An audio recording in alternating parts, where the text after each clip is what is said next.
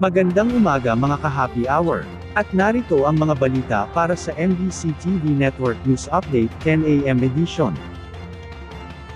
Mga investors, mataas ang kumpiyansa kay PBBM sa pangangasiwa sa ekonomiya ng Pilipinas. Dahil sa naging desisyon ng Fitch Ratings kung saan nai-rate ang Pilipinas bilang isang maaasahang bansa upang magpahiram ng pera ay nagpapakita na ang mga mamumuhunan ay nagtitiwala sa kung paano pinangangasiwaan ni Pangulong Ferdinand Bongbong Marcos Jr. ang ekonomiya ng Pilipinas. Ayon kay Department of Finance Assistant Secretary Neil Cabiles, makikinabang ang mga ordinaryong Pilipino sa naging desisyon ng Fitches kung saan binigyan nito ang Pilipinas ng BBB credit rating na may matatag na outlook.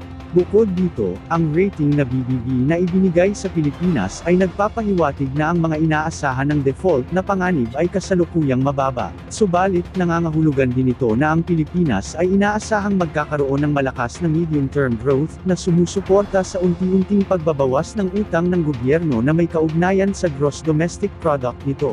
Sinabi ni Cabiles na ang credit ratings ay mahalagang tagapagpahiwatig ng kakayahan ng isang bansa na matugunan ang mga obligasyong pinansyal nito. Aniya, ang BBB rating ay naglalagay sa Pilipinas na matatag sa investment grade category, na nagpapahiwatig ng malakas na kapasidad ng bansa, na bayaran ang mga utang nito, at mababa ang panganib ng default. Pero, idinagdag pa niya na ang affirmed rating ay makakaapekto sa mga ordinaryong Pilipino sa dalawang makabuluhang paraan. Sinabi ni Cabiles na ang mas malakas na credit rating ng gobyerno ay nagbibigay daan sa kanila na mangutang sa mas mababang rate ng interes na binabawasan ang gastos sa pagpopondo ng mga pangunahing proyekto sa infrastruktura at pag-unlad ng lipunan. Kaya naman, idinagdag pa ng opisyal ng DOF na ang positibong rating ay nagpapataas ng kumpiyansa ng mga mamumuhunan na maaaring makaakit ng mas maraming dayuhang pamumuhunan at makabuo ng mga oportunidad sa trabaho para sa mga Pilipino.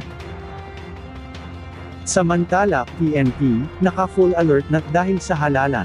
Magsisimula na kahapon ay magiging full alert status ang Philippine National Police bilang paghahanda sa nalalapit na halalan sa Mayo 12. Ayon kay PNP Chief Romel Marbil, na nasa ground na ang mga tauhan nila, inatasan niya ang mga kapulisan na higpitan ang pagbabantay para matiyak ang ligtas na halalan.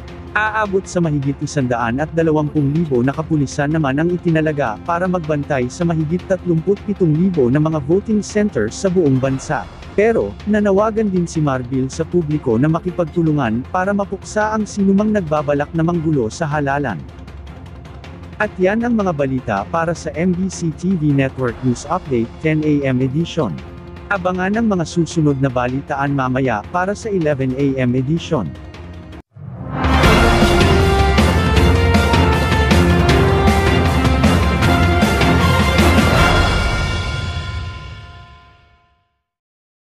Mga ka-happy hour, kung gusto mong manood ang mga balita sa MBC TV Network News Update, mag-subscribe sa aming YouTube channel, i-like ang aming Facebook page, at i-follow sa aming TikTok account.